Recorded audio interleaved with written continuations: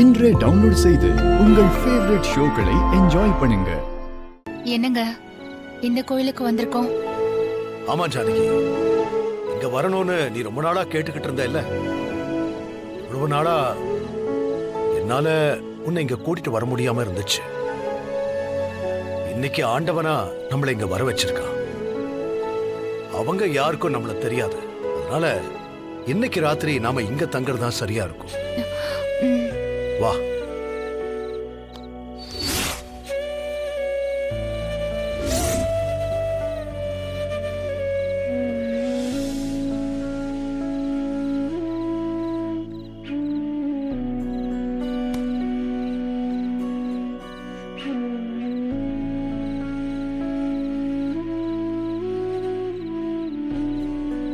என்னால உங்களுக்கு எவ்வளவு கஷ்டம்.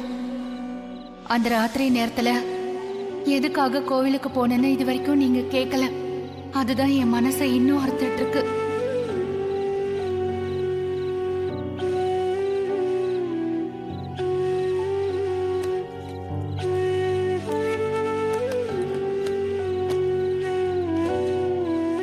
என்னங்க சொல்லு.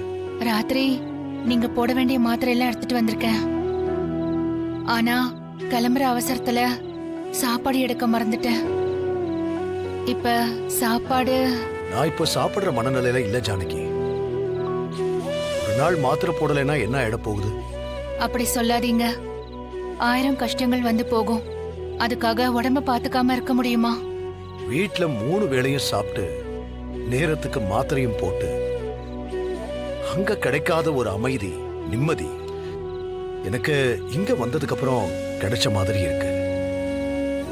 அதனால நீ என்ன பத்தி கவலைப்பட வேண்டாம் ஜானகி. நீங்க இப்படி எல்லாம் பேசுறத கேட்கறதுக்கே சந்தோஷமா இருக்குங்க. இருந்தாலும் உங்களை சாப்பிட வச்சு மாத்திரை கொடுக்கலனா எனக்கு தூக்கம் வராதே.